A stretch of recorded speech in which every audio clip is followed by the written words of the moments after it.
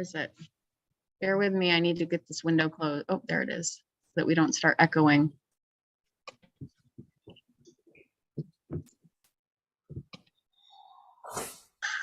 Oh my God. Wait, it's on my computer. I found it.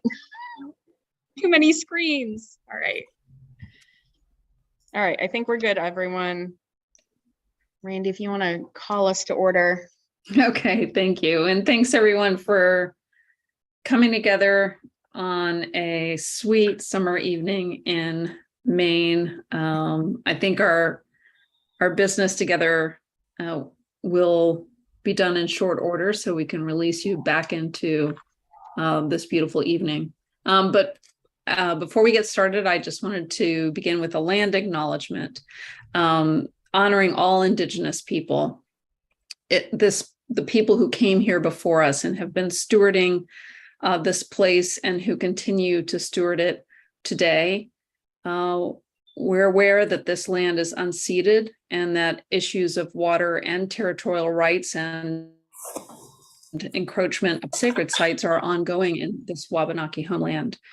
And it's our honor and hope in gathering together that we continue to take those principles of stewardship forward. So thank you, Jamie. If you could call roll. Sure. I'll start with Conservation Commission. Randy Hogan. Here. Rita Breton. Rita, can you unmute? Here. Thank you. Slavinsky. I am here. Marla Zando. Jessica Sargent. Here. I think that's everyone, right? All right, and I'll do sustainability roll call as well. Rick Meinkeen, Deb McDonough, Tom Loader. Here. Ron Allen. Present. Thank you. We also have Eric Sanderson, our town planner, April Seither, our council liaison, and Andrew Mackey from Scarborough Land Trust. Thanks for joining us. Wonderful. Oh, and Charles, say here for me. Here. Okay, great. Excellent. Okay, Chuck. And Chuck just joined us as well. And we have one more commissioner joining us. Good. Shortly.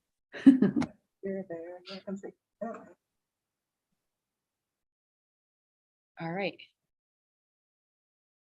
Oh, where did that go?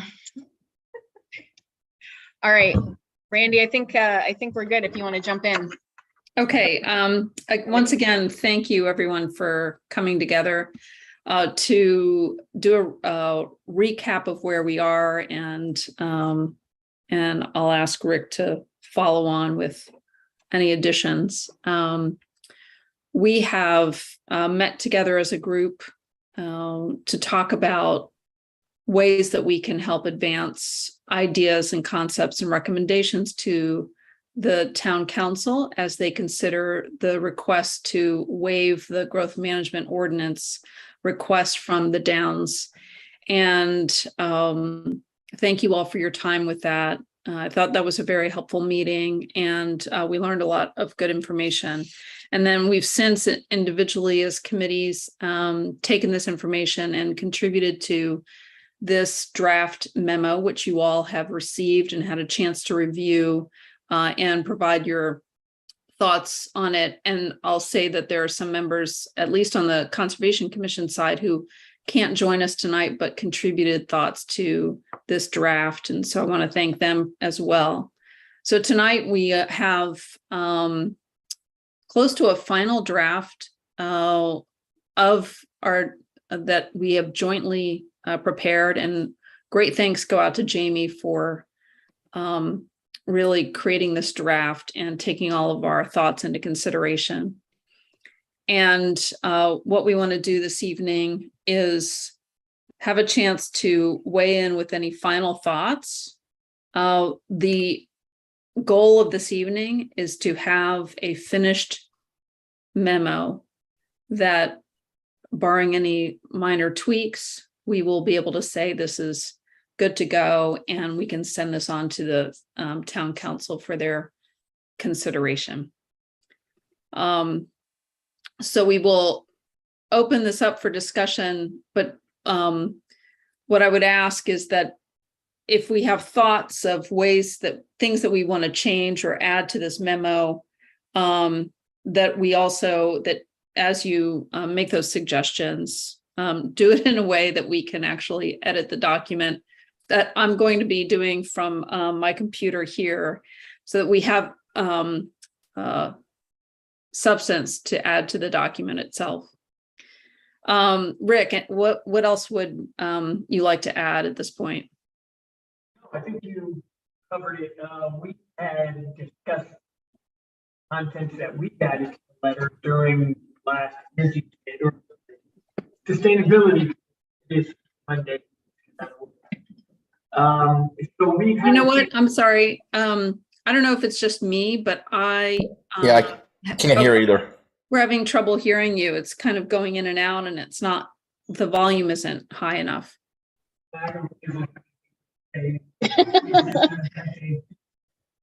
All right, we'll try to adjust. Yeah, Jamie, it comes in loud and clear. The Oh, owl is not cooperating with us this yeah, evening. it's not. Let me check. All right, I need to get a new screen here, get back to the controls, because I'm sure it's my computer that is, the owl for some reason didn't default for me. So hold on a minute. Okay. Oh my gosh.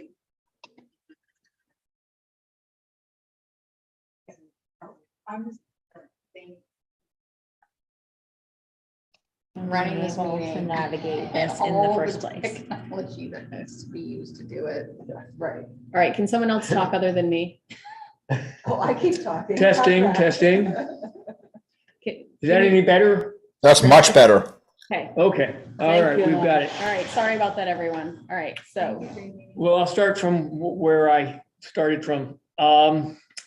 Just so you know, Randy, we had discussed the contents of the letter that pertained to the Sustainability Committee in our last committee meeting. And I think we voted as a group that those were the input that we wanted to provide. And it's been, to my knowledge, been handed to all the committee members of the sustainability, and their homework assignment was to provide any input to you directly, Jamie. yeah, I just asked that the edits be made within the document. And a few people made some just small minor edits or reached out to say that they liked the language and Yeah. were good with it. So. And so from our aspect, I think it's got the major components that we want. I mean, we're trying to do it so that it's not daunting. They're simple requests. I know there's probably going to be some questions by the counselors. I'm still in the works of working with Jesse Thompson and Tomasetti group in defining, incremental costs, just so they get a perspective that this isn't a big lift. But we want to make sure that we can support that with documentation. And of course, the EV aspect of it is already in draft form, and it's before the counselors as it stands now anyway. So again, this isn't a big lift, but we feel like, it's our chance to do a little bargaining, and felt like this was an appropriate pathway to go forward. That's all I have. I have a couple of committee members online and in the room. Any additional? I read through it and felt like it fit our conversation. Yep. Yeah, Yep. I was comfortable with what came together. I don't know who's on. Yeah, sorry, with me sharing the screen, you can't see who's on there. So from Conservation, we've got Ron Allen and Thomas Loader online. Sustainability. Oh, I'm sorry, from Sustainability, yeah. Mhm, that's what I meant. Any input from the virtual land? I think it all looks great. All right, Thanks, Thomas. we leave it in the capable hands of Jamie to take our ideas and our thoughts forward. And thanks for letting us work together on this joint memo. I think it brings a little extra weight if more than one committee is working on this, and appreciate having the liaison here with us who's been in the know all along. Absolutely. Thank you, Rick, and for you and the members of the Sustainability Committee. There was a comment from Noah Perlett on the Conservation Commission on the passive house standards. And I don't know if it helps for me or Jamie to read what he had to say, but that was one particular comment from the Conservation Commission side. Yeah, so I'll just read the standard or the comment. It is up on the screen. So Noah said he loves the standards and fully supports this in terms of passive house. However, he thinks we also need to explicitly state a standard on both efficiency and energy creation via solar. California requires all buildings 3 stories or taller to have solar panels. And he provided a link. I'm not sure if building height is the way to go or not. For Scarborough, there could be a mix of building height and or percentage of energy needs. For example, a single family house could be required to generate at least 50% or 75% of its electrical energy demand. Is that included in passive house? No, it's not included that you have to have the solar panels. There's just 5 elements of a passive house. Having them solar ready is already a requirement in the code, depending on the orientation of the home. And just to address that, I like the suggestion. I just thought it was going to be a little bit on top. Again, the idea was, could this be actionable today and now? And if they were to grant a waiver, we probably have to do some wordsmithing and some major work in order to bring the solar aspect, the generation aspect of it. Now, I think homeowners will certainly have the right to put it on, but I personally didn't want to bring it that complicated. That was the reason. Yeah, we've talked to the developers a couple of times about when possible adjusting siding to make solar more feasible. But it will still be true that on some buildings, solar won't be feasible. Won't be, but. And so I'm not sure how to write that in.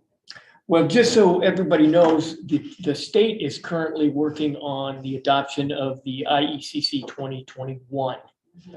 And that is currently what is known as the stretch code, but that will be the required code. So there's a little more oomph in it. It doesn't change the air leakage or anything like that, because that's pretty much at the threshold. Passive house makes it tighter and better. And it will continue to be better than what the code says. Do you know what their timeline is for that? They were shooting for the end of the calendar year, but I think it'll be first quarter of 2022 or 23. So to put some context to that, the town will then be required to adopt that as our minimum. That'll be the base code. Yeah, our minimum base code. And then any building permits that come to the town will have to meet that requirement once it becomes a state requirement. And it in the 2021, it is an alternative pathway to compliance. So you can Passive use house that. is an No, alternative? the solar Oh, aspect. okay. They're looking at what would the new stretch code then look like. And of course, some certification type lead passive house could be a stretch code. And in that case, then it would be up to the town to say, do they want to adopt the stretch code? If they adopt the stretch code, it'll be town-wide. It's not just for the Downs. Well, it would be nice just to get some things, like get a section done that way that. Yeah. They would know how to do it. Yeah, they're not the ones doing it, though. It'll be a third party. Well, sure. So that was doing what? doing Well, the, just constructing to passive house standards. designing and yeah. construction. doing the design and construction. So it has to be special contractors. Well, to do the certification, what we're saying is they just have to build it to the standards. Yeah. It's a very costly venture to get the passive house certification. We're not saying that. All we're saying is you have to build it with the 5 core principles as part of the GMO. Would you name the 5? Just for Yeah. recollection? And so I don't get it wrong, I actually had that queued up. The 5 are a super insulated envelope, an airtight construction, and that just means going from what the code 3 ACH to 0.6 ACH So that's air exchanges per per hour. hour, right? So that suggests there are air exchangers. No, it doesn't Yeah. suggest that, but that isn't, the 5th one is a heat recovery ventilation system. Yeah, Because with a tight yeah. tightness, you will have to do mechanical ventilation. Right. And so that's the 5th one. The 4th one is 3rd one is high performance glazing. So the fenestration or windows typically are 3 pane versus 2. So solar windows, are they a thing yet? Solar windows, I don't know if they're a thing yet, but No, they are a thing. but are they, I don't know. I don't know if that's cost prohibitive I at think this it's the big juncture. buildings, big New York buildings. The 4th one is thermal bridge, and that's the detailing of materials joining together. And then the 5th one is the heat recovery ventilation. So all we're saying is you need to incorporate those standards into anything that has a residential component. So that means single-family homes, multifamily homes, and mixed use that have a residential component. So if they do like a 3-story and first floor is retail, that whole building's got to be constructed to the passive house standards. Thank you for those 5 elements. I'm wondering if it would be worthwhile adding, just naming those 5 standards. I know that I understand this is going to be the beginning of continued discussion, but for the purposes of, and that you link this here, but for the purposes of town councilors who, just for easy reading, to say these are the 5 elements. We probably put it in an appendix, Okay. and footnote it or something like that. But I'm working on some slides. I just sent you a bunch of them that I'm playing around with, Okay. just as a draft, to have something that we might be able to pull out of our pockets if the council.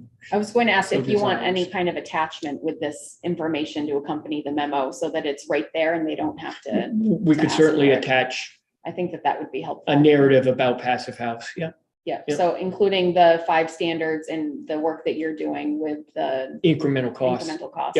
Yeah. So there's nothing about heating systems. Well, the heating systems you got to have one, right? They're integrated into it. Right. Possibly. If they do it right, they will be using electric heating and cooling. Yeah. And if they were going to the certification, made them actually do the certification, it's definitely a trade-off where you can keep the combustion if you have trouble meeting some thermal bridging or things like that. But we're not going that deep. Again, this is just to get the ball rolling so we don't miss an opportunity. So I Thank you. guess this comment here, what does the group want to do in terms of talking about generation? Is that, I think Rick gave his opinion or the sustainability committee's opinion that just seemed like too much to ask for at this point. Is it something that folks want to see in there, or are people okay leaving it out? I've always wanted them to at least include that as an option. And they have said that they are, but that they haven't gotten many takers. And I think at least a couple of years ago, the reasoning was that people moving into that area were older and there wasn't going to be a kind of return on their investment to do that. We'll see what happens now that the climate change bill has been passed. Because there was tax credits, massive tax credits for these things. Mhm. So I have a question about this. So when you click on that hyperlink, you go to the Passive House requirements listed on the Passive House Institute website. So there's that diagram, and it looks like if it is a certified passive house, then the solar panels would be an option, meaning that the building would be sited correctly for solar panels? Like, does that automatically happen if you've got a passive house? Like, No, it doesn't automatically Okay. happen. There are some cases where siting and it just doesn't work. And we don't want to handcuff them. We want them to have the ability to do what they want to do. We're just trying to notch it up and get the ball rolling because it's coming. And we also are going to be working on the separate element of recommended public benefits to consider, so we can incorporate generation in that separate piece. Can I ask a question? If you if you don't have the house oriented for solar, is a separate sort of a semi-private, Like a community solar, farm, like a microgrid? well, that's been the dream of way back when. Don't talk about that. No, the Yeah. sustainability committee had talked to them at the very beginning about taking that path, and it wasn't an interest at that point. And it was tabled at the legislature too, I believe, if, Okay. creating micro So grids the- when so there's the, public benefit. The locally constructed solar farms suffice as plenty of access to solar for areas. Well, people have the option today to purchase green power, if you will. You probably get it every third day in the mail right now. Right. And Scarborough has approved a couple, one of them on the old dump On the Kimberly Clark landfill. landfill, but that specifically is marked for the schools. So they're getting the benefit of renewable energy that way. That might be the other reason not to require it on the structure, because so much of that installation is off-site. So Yeah, when you talk about utility grade solar, yeah. Holmes Road, please. With that? Holmes Road. All right. Racetrack. So I'd like to shift, with thanks to the sustainability committee's good work in finalizing those two elements of this memo, shift to the discussion of the last two pieces, which really is the contribution of the Conservation Commission. And we have kind of ongoing comments and suggested edits. And I'm thinking that if we could have, I've seen suggestions from Marla, Pete, and Jessica that, and others, but those are the three that I think are still kind of open that we need to wrap up. Is there anyone else that has an open comment on the text here?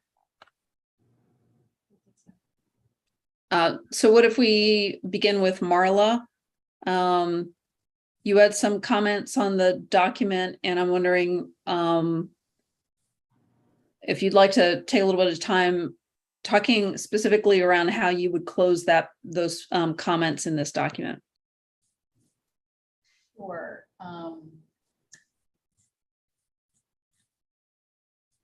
Okay, so I think I made a change in the paragraph that starts with increase contiguous green space and maintain the current open space level of service, which is on the second page of the memo.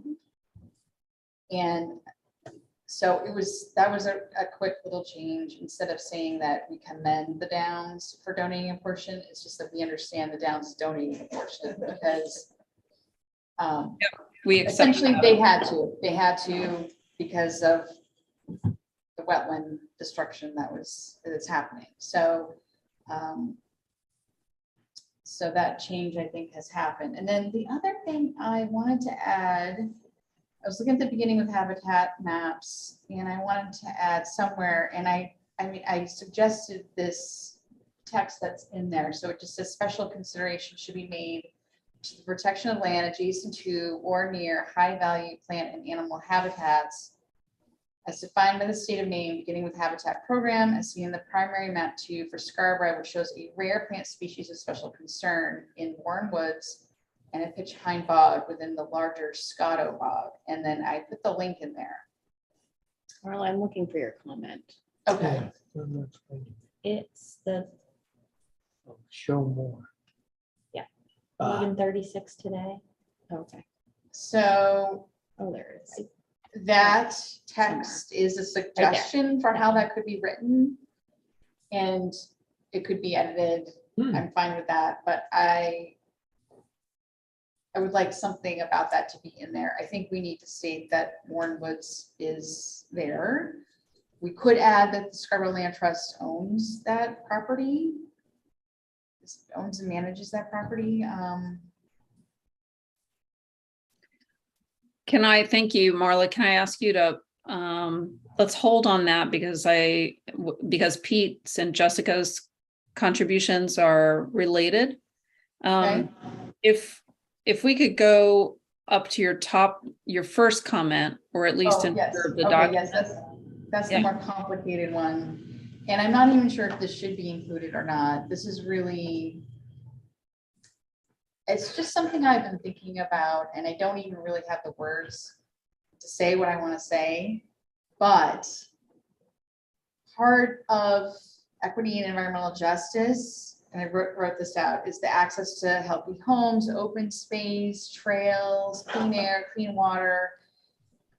And it's important that those sorts of places, which we're hoping the downs will be, it's important that those are available to all people of all incomes.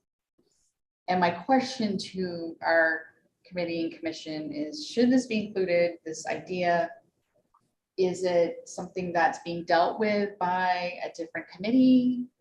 So I'm just putting that out there.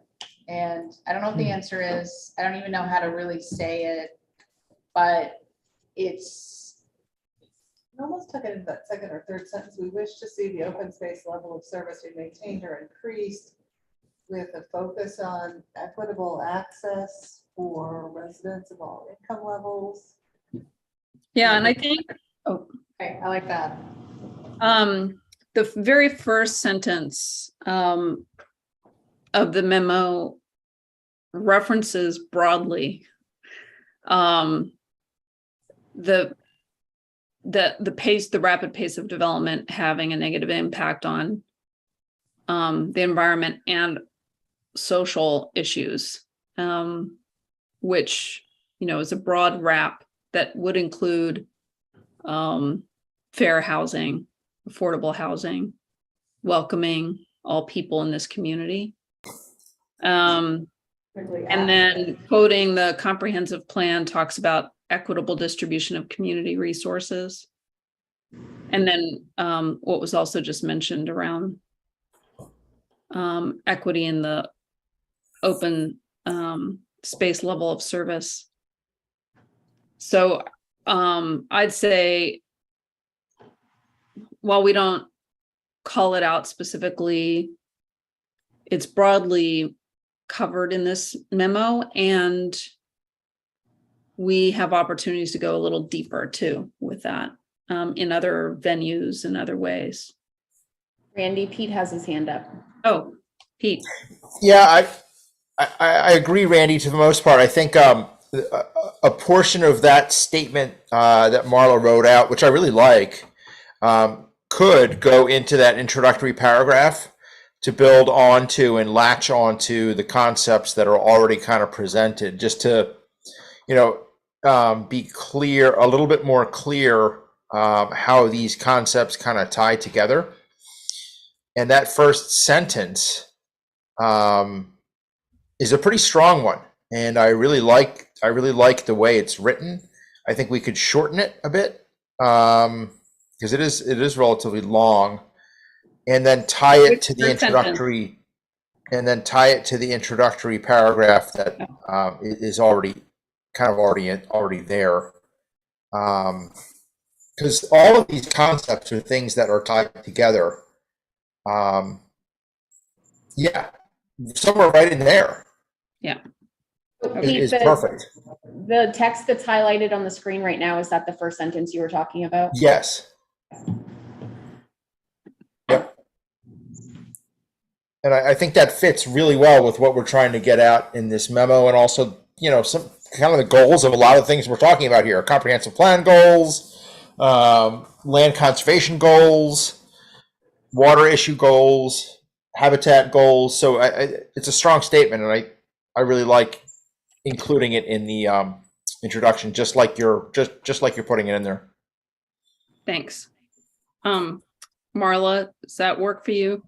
Or is that good? Absolutely. Yeah, absolutely. And if there needs to be like any further editing of what I put in that list, it's totally fine. It's great that you wanted to include it at all. I wasn't sure if it should be included, but thank you. I appreciate that. Yeah, so I would say let's, Jamie, let's edit it after this meeting. Sure, yeah. Just to, like, we're talking about the length of the sentences and the words, and I think we can work on that after this meeting. I think, Marla, you touched on all your comments, is that right? Yes. So let's go to Jessica, who had a comment and great resources on requiring a minimum score to be considered a donation of public benefit. Jessica, can you talk about that and how it would relate to this section of open space level of service? Yes. So my overarching concern is quality, and how do we define quality for our community? And so a little bit of background.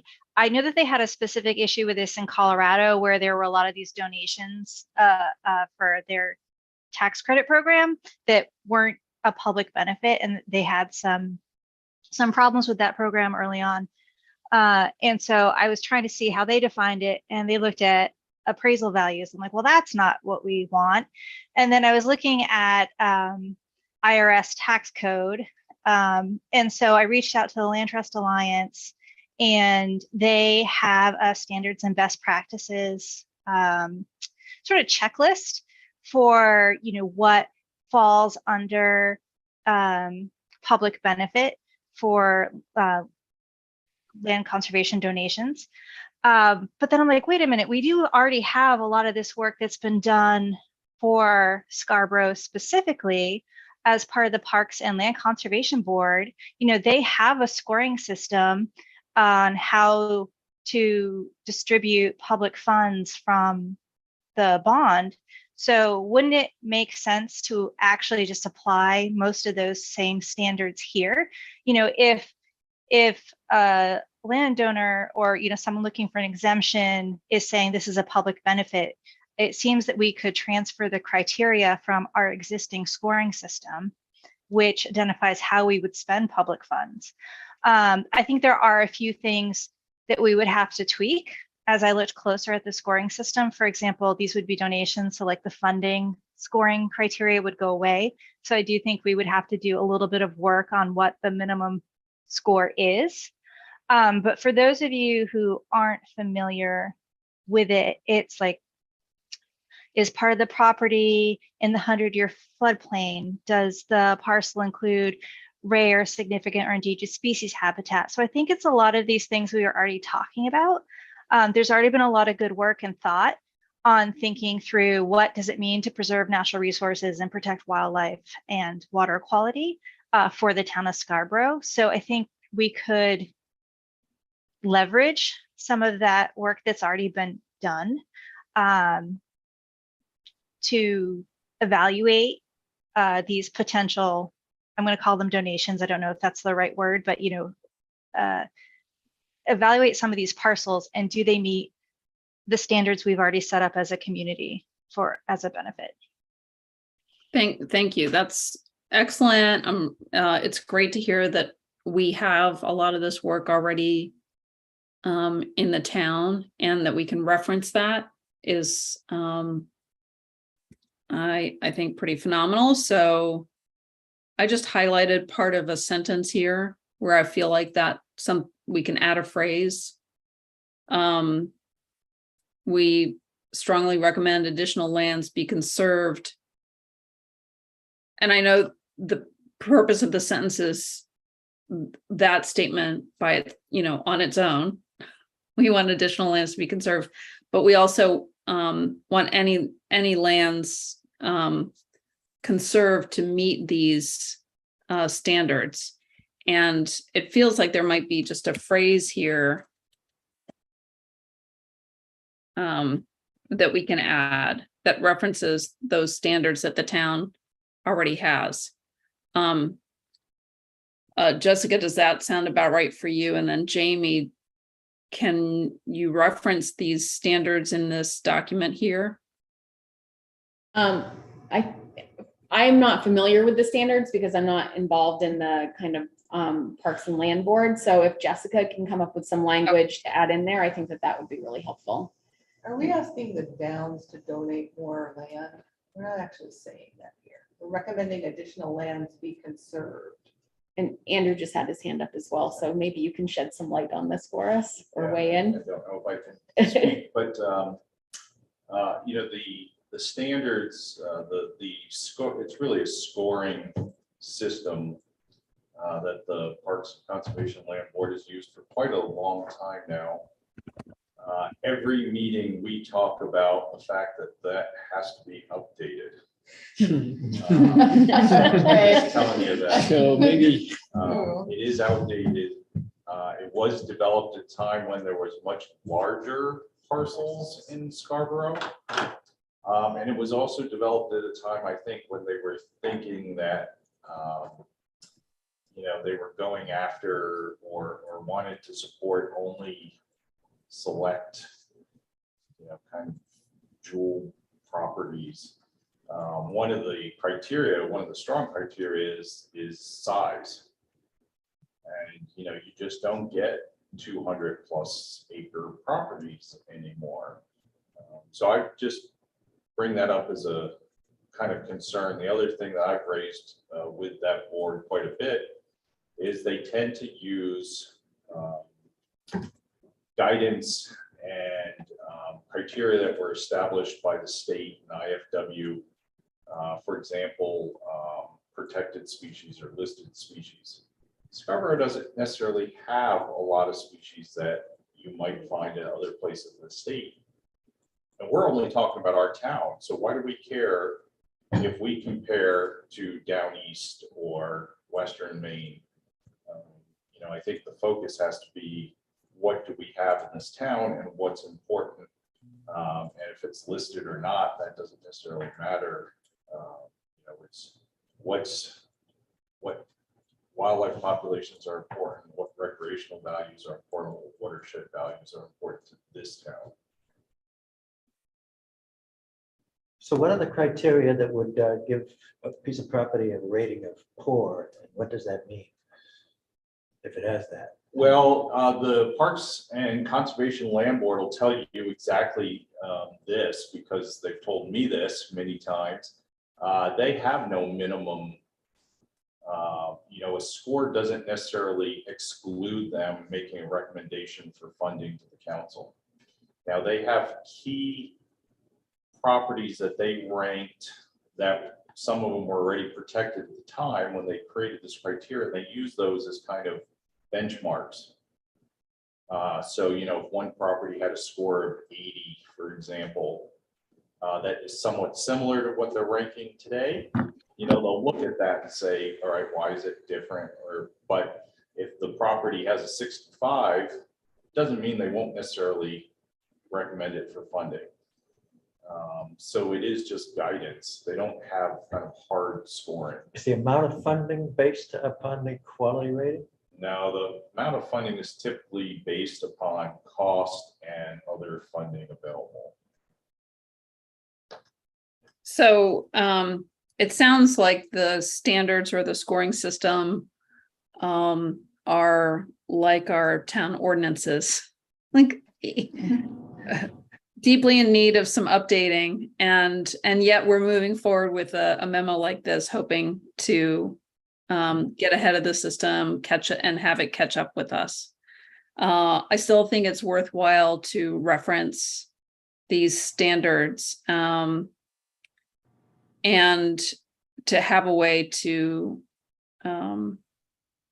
reference it so that we can have something kind of hard for them to measure themselves by.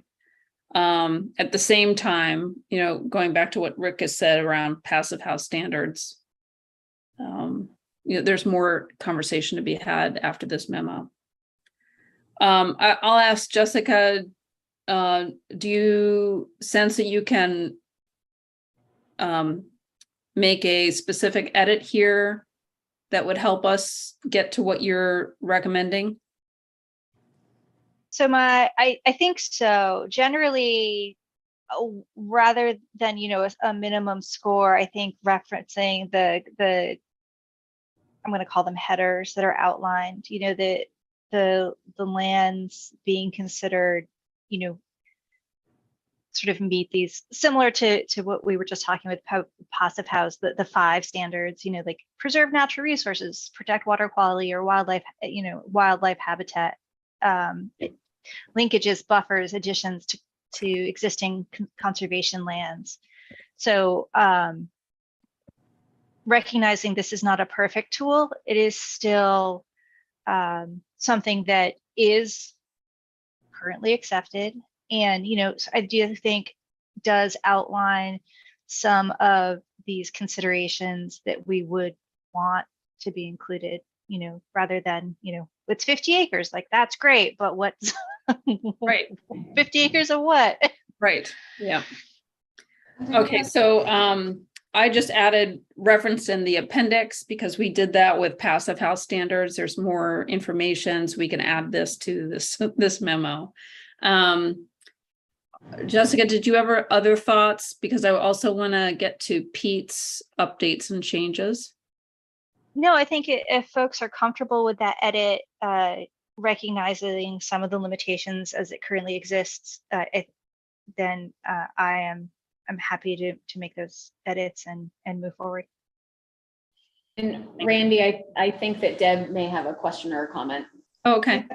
I just wanted to get back to the question of whether we are recommending that the town have the Downs donate additional land. And are we asking that that land be in the area where all these extra houses are to serve the needs of the people that are going to live in those extra houses for the equity issues that Marla was bringing up? It's just really vague there. It's really what? Vague and saying something like that we strongly recommend additional lands be conserved. Yep. By whom and where, like. Ed, Pete? Yeah, I 100% agree. That was in my comments. I think we need to be clear that if this waiver is granted, it's an unprecedented, it's almost an unprecedented activity, and we're going to have accelerated build out. Therefore, we need to have a unique opportunity taken advantage of here where we strongly recommend that it's required that the Downs put more land into conservation as a result, if they're going to have the GMO waiver. Basically, is kind of where I'm coming from on this. It seems to me if they're going to have that, and that's granted, it should come with some specific conditions that relate to getting at some of the goals that we have as a community in terms of conserving land. So, I agree and feel strongly that we need to be very clear in terms of some of the recommendations that we're making. Well, and I think what I'm hearing Deb say, and correct me if I'm wrong, Deb, is you're asking if the land that they're asking to develop currently, so the town center area or the downtown district, be conserved, or are we asking them to set aside additional land on their parcel where it makes sense to be conserved? I think the second, like where it makes sense Yeah. to be conserved, but I'm not asking them to buy a parcel in the far reaches of the corner of Scarborough where none of these people are gonna be able to get to, and say they're conserving that because it's not providing the kind of services and access that this paragraph is discussing. And I want to be specific. We're asking the downs. Well, do we want to be specific enough to say that there should be consideration of the parcels adjacent to the tributaries of the Nonsuch River? Isn't that the land we're talking about? Or contiguous to the land that is already being preserved. I mean, because going back to what Deb said, I think I agree that this should be in this parcel as much as possible. But I'm also not against other areas, other high priority areas. And I For think that that's kind of conservation. what we're Go. saying Yeah. in here, and just that you need to conserve land where it makes sense. And like, there might not be any high value land left. And I don't know that we should necessarily put restrictions on it, because there may not be any high value land left in the downs that would be a benefit to conserve. And B, there may be areas outside of the downs that would be of a benefit that, Right. So Right. necessarily prescribe how that recommendation is carried out. And I'm going to stop talking because Marla also has her hand up. Yeah, I mean, I guess to the last thing I have to say, and then I'll shut up, is again, with the grant of this, with the potential grant of this waiver, we're going to have an unprecedented build out at a rate we're not usually used to. Therefore, we need to take advantage of that in terms of equal land conservation for build out that's going to be occurring. My opinion. Thanks. Okay, I think there's one thing that is confusing even to me, or could be confusing when you read this, because there's the down, when we say the downs, are we talking about the developers, the LLC, the company that is doing the development, or the downs is the land, the property, the physical parcel? Do you see what I'm saying? There's two, but I think we're calling them the same thing. Is that confusing to anybody else? No, maybe not. Yeah, Maybe not. I think so. Is the Downs their actual name? Is that like The Downs is the name of the development. There's a separate LLC? Crossroads Crossroads Holdings is the owner. developer. Okay, so the Downs is the name of the Project. development, the Mhm. project. Yes. So I think we need to name the actual company that's doing the development somewhere in here. That they need. to Crossroads provide us Holdings, land. I think has to be named in this memo. Am I wrong? But that's the company we're talking about. That is who the request is coming from for the exemption. I think that's a really good point, Marla. And so they're the ones that should supply this Yeah, this, additional open Yeah, I agree with space that. land. And it's interesting, back to this sentence that I had a hard time with earlier, that we understand the down, because it did say we commend the Downs for donating a portion of their property. Is it really a donation if they have to do it? I mean, that donation is a wetland mitigation Well, I think it project. needed to That's be what that is. conserved, and they're handing it over to the land trust to do the, yeah, they could have kept it and preserved it, Right. but instead they're giving it to Scarborough. right. Okay, Yeah, Yeah. they're not gonna make any money on it. Instead, they're gonna have to spend money on it. It's not much of a So give it to donation. the town.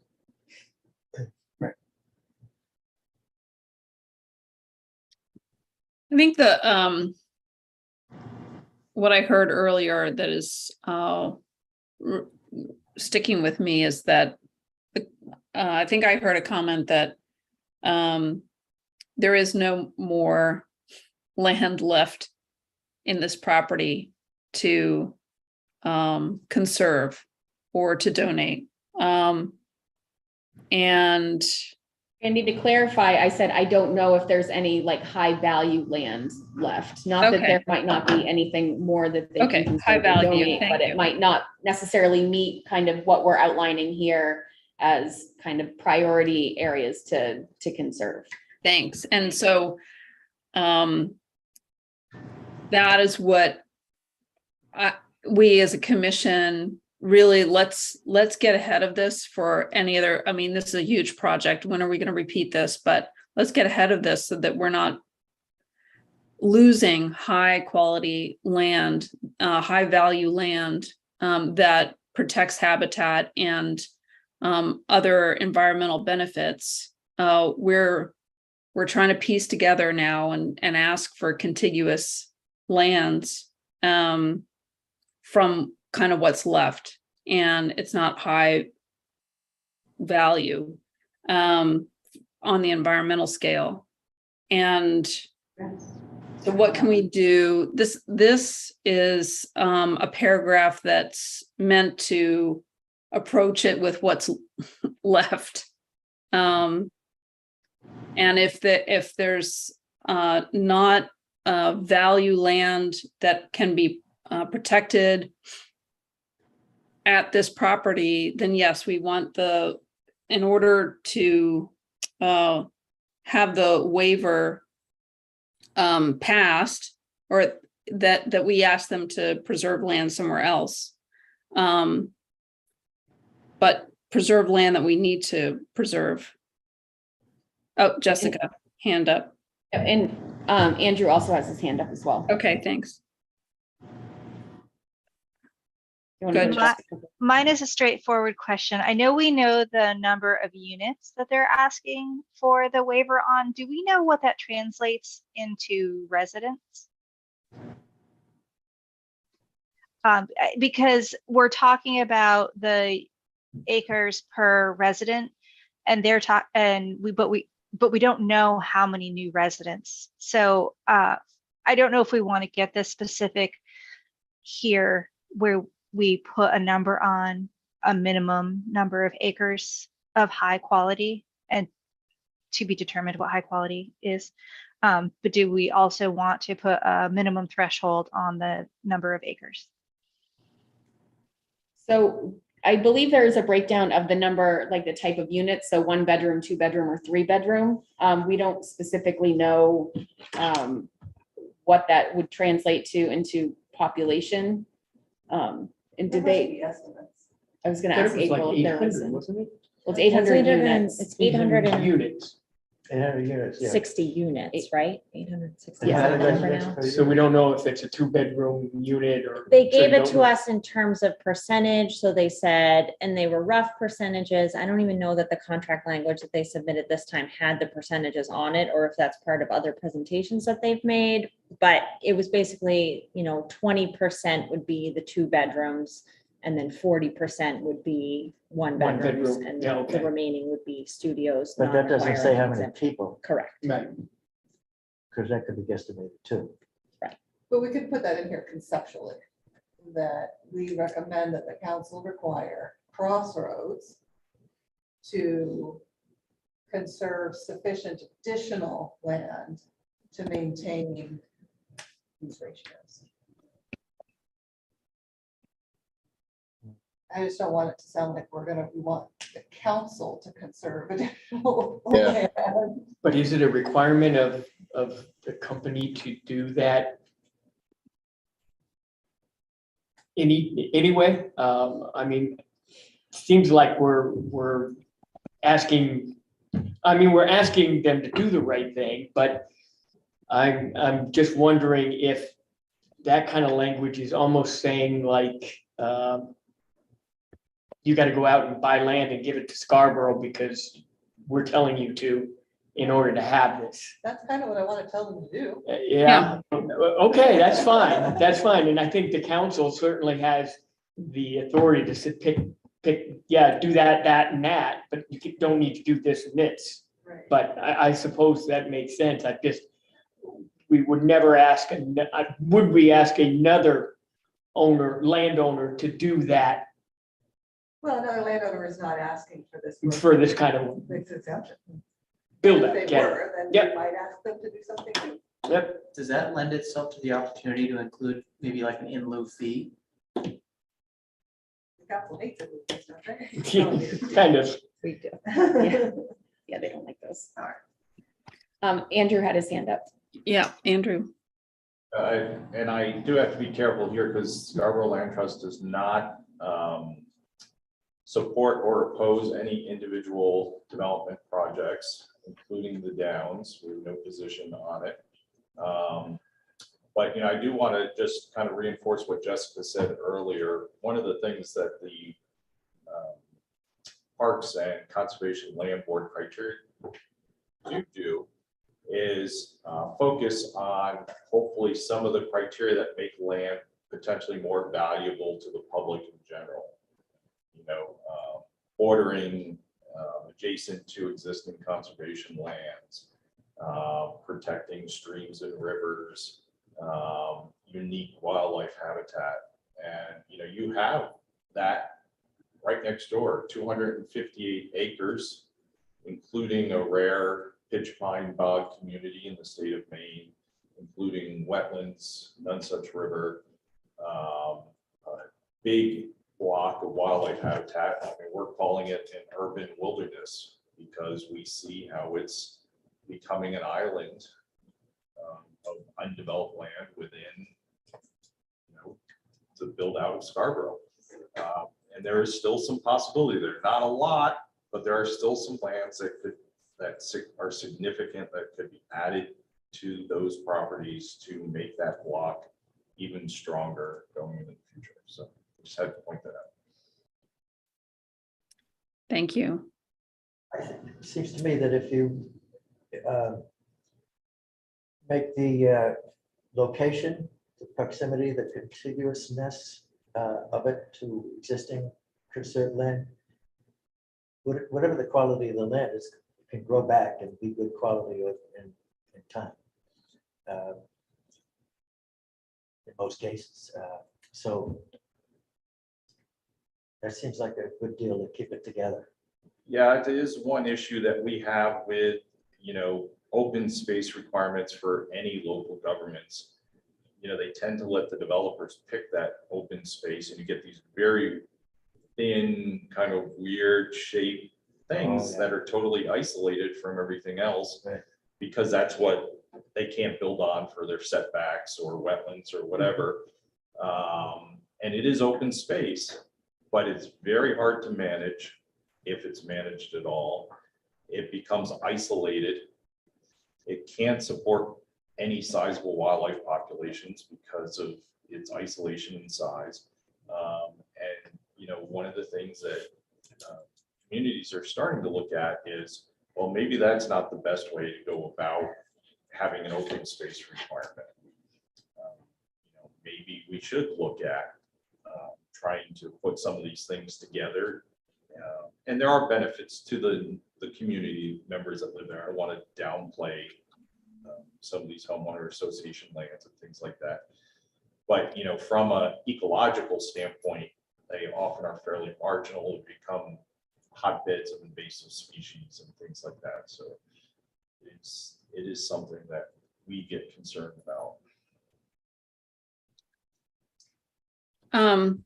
Thank you. And then Pete, any other comments on the highlighted pieces that you added? Not really. I just thought that added a little bit of clarity. Okay. The red text there.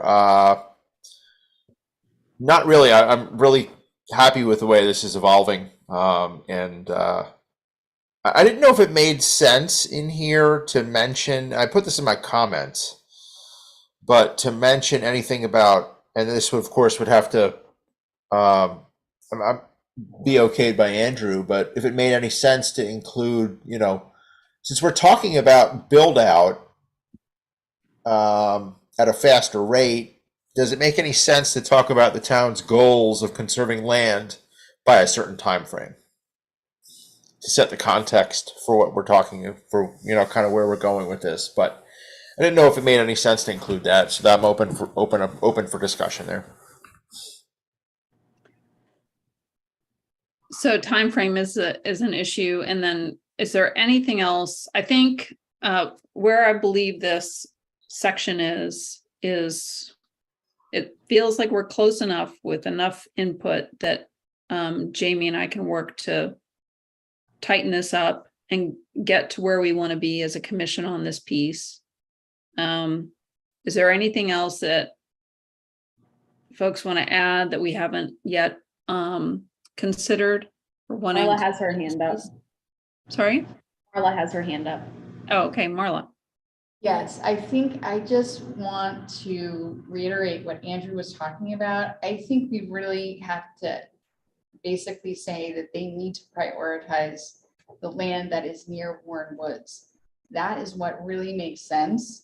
And I wrote some text that could be used or not, but I think it really has to be explicitly stated that the highest value land is really around the Scotto Bog, the Pitch Pine Bog, the Warren Woods. Like, let's just put it out there that that is what we want.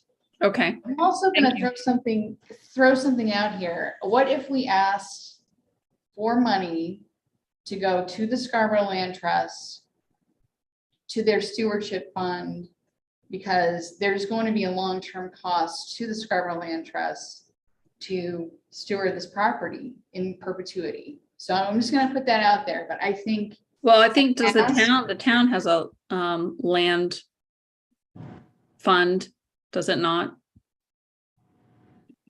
For purchase. For purchasing, I don't think it goes for management. Okay. I don't know what the role of a commission would be to recommend certain donations to independent nonprofits. Could it be written in as generic along with funds to steward this property that doesn't necessarily, like, then town council makes you. I mean, that seems like something that would be naturally in the gift transaction and agreement between the donor and the recipient. I mean, I think absolutely any land gift add on stewardship funds, but I don't know that the commission would want to get involved in what exists in a gift agreement or negotiation. And then on Marla's piece around naming the specific properties, I think what we do here is broadly talk about protecting streams and riparian habitat in this last sentence.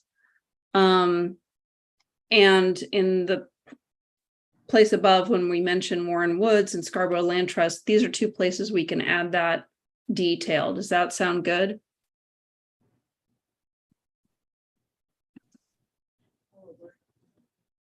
We'll leave it to Jamie to put somewhere. Go, Jamie, go. Yeah, go ahead. Yeah. You understand what we're asking for, Jamie? Randy and I will work on that. Awesome. Should explain. Yeah, Marla's suggestion, I think, is a good one to specifically call out the areas that that are of interest and high value to the commission. And so I think we can incorporate that. You could just add a sentence sort of at the end of this. The town may also want to consider requesting funds Oh, to yeah. steward, a gift of funds to steward this land into perpetuity or whatever it was. And then it's up to council to decide how much they're going to press forward. We'll give them a lot of good ideas. I don't know that it's hard to hear, but I don't know that I agree that the commission would make that recommendation. It's a great idea. It's very important, but I don't know that it's a commission's role to, again, talk about what happens in a gift agreement.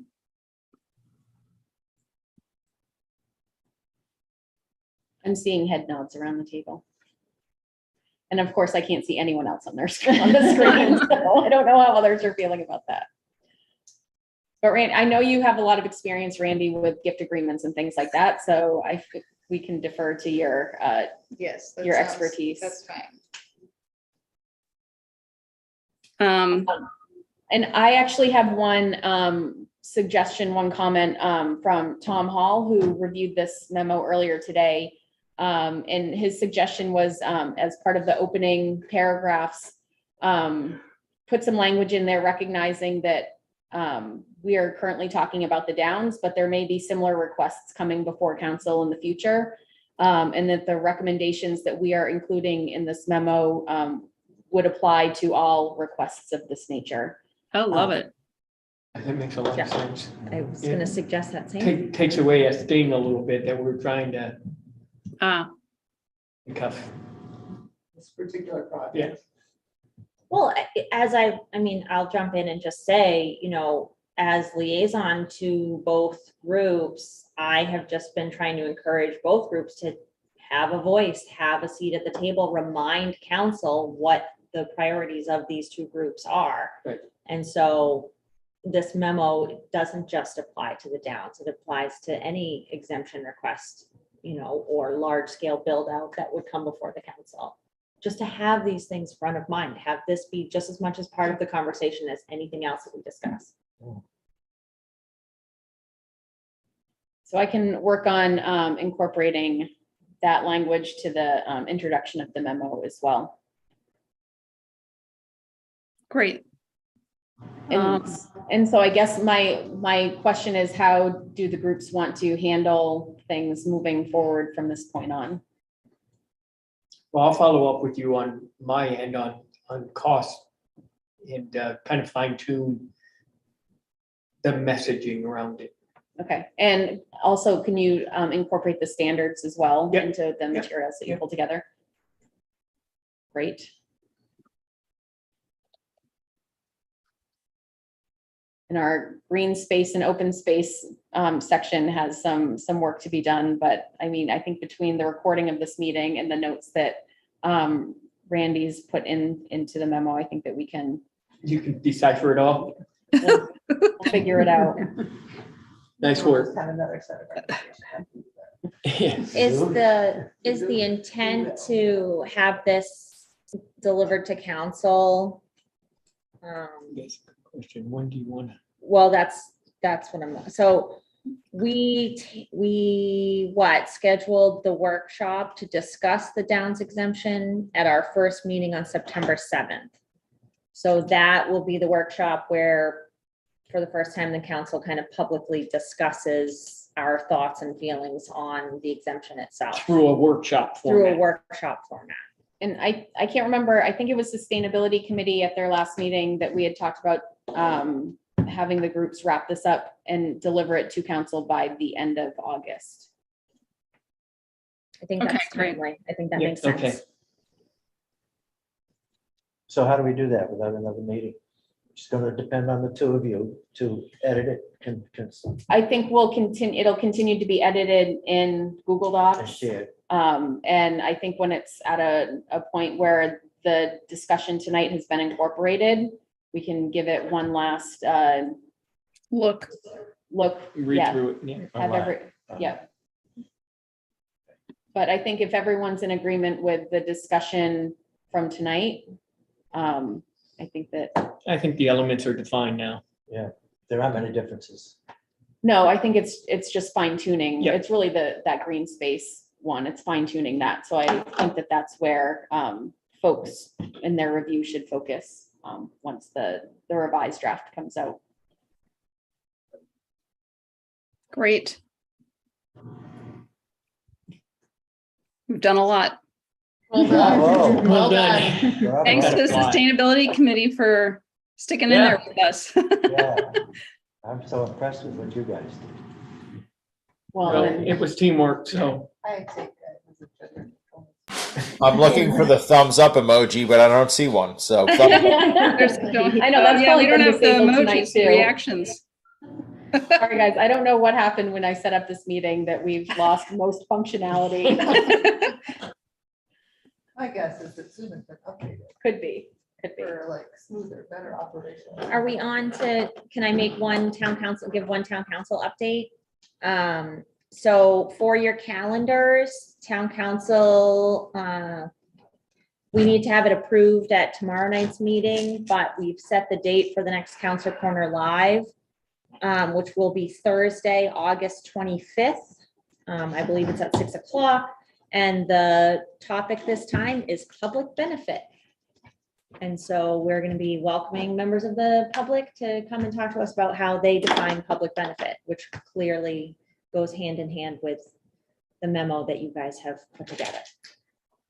And we are creating a more detailed set of recommendations that the council consider for other public benefits.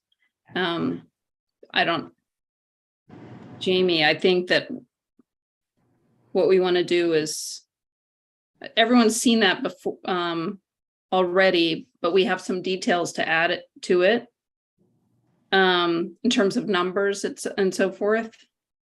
But I think it's worth another pass on the committee level at a meeting before we send it on. Yeah, I agree. I feel like if folks from this group want to kind of share some of the items that are kind of more ready or that we've discussed kind of in more detail. I mean, not necessarily coming from the Conservation Commission, but just as residents of Scarborough, I think that would be totally fine. And then we'll see kind of what the outcome is and if there's any directive for this group from that Councilor Corner Live to kind of work on refining any of those suggestions. But I don't think we're ready for a Conservation Commission as a group to speak on behalf of public benefit at that meeting. Right, not as a group. And so individually, anyone who's in town and can join in the discussion, please go. For me, I don't know. I'm coming back from enjoying Maine elsewhere that day. So I don't know if I'm going to be back in town in time, but well, and we could always send it with draft all over it just to the counselors for their kind of review before that as well. I have volunteered to host. Counselor Anderson will not be there this time, so I don't know who my co-host will be, but I can certainly convey to them the draft nature of the document. And just, but I think it would be good if they had it as a frame of reference for discussion, because I'm sure it will come up. Yep. Good. Okay. And at some point, we need to get back to that issue of the trees and the solar projects and whether that needs to be its own separate ordinance. So, right. So, and just while I have members of sustainability here, the ordinance committee will take up the ordinance committee will take up EV charging draft ordinance again in September at their September meeting. And the revised language for the solar ordinance will be going to planning board in 2 weeks for their review and public comment, public hearing, public comment in their review.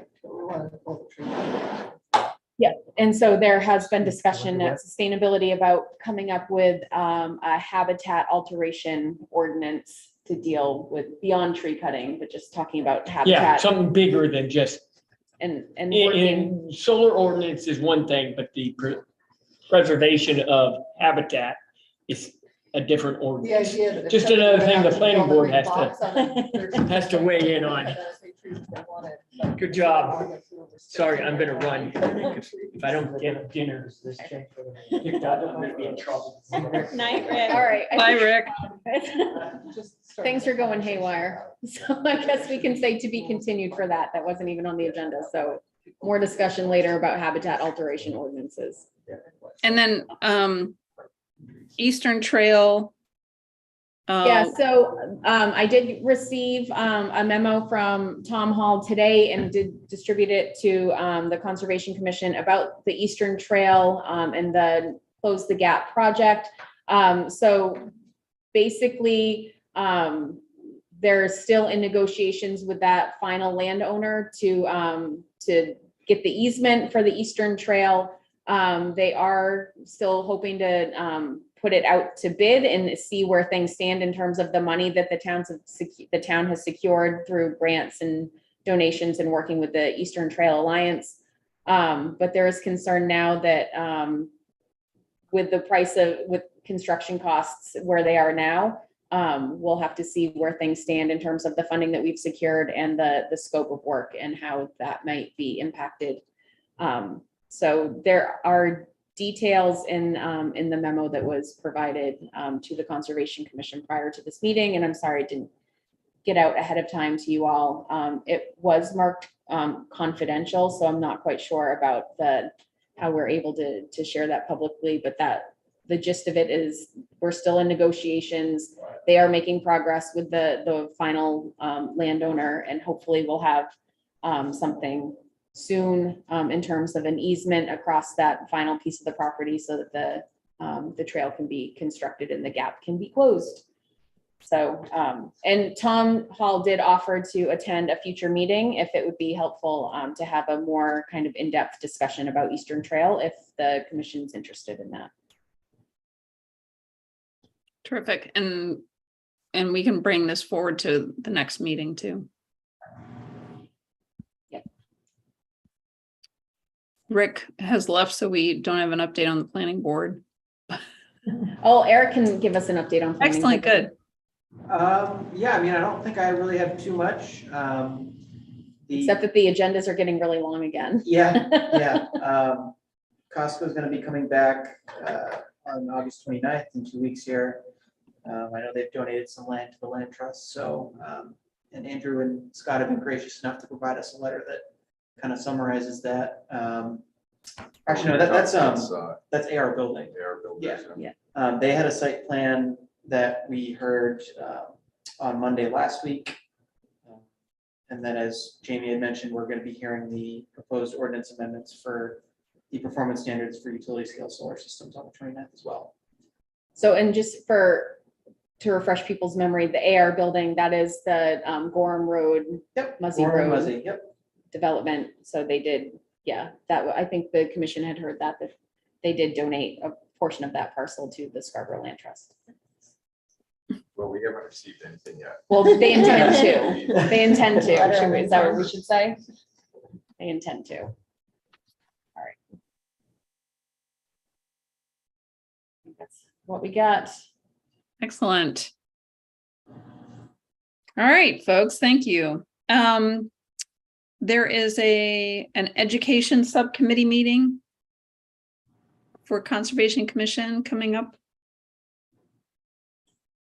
I don't think I've been on those emails, so I can't share anything about that. I don't know if it's been scheduled. Okay. All right. So we're trying to get that. Emily put out an email, and then because we didn't know if we were going to have this meeting or not. Yeah. Moved around and it's summer. So it's summer. Exactly. It's summer. Yes. All right. Thank you, everyone. Thanks so much. This is great. A lot of progress tonight. Good work that we can be proud of and see it move forward. Great work. Do we have a motion to adjourn? I move we adjourn. Excellent. Chuck. Seconded. I second that. Thanks all. Thank you all. Thanks for pulling that together, guys. It looks great. Yeah. Thanks everyone for your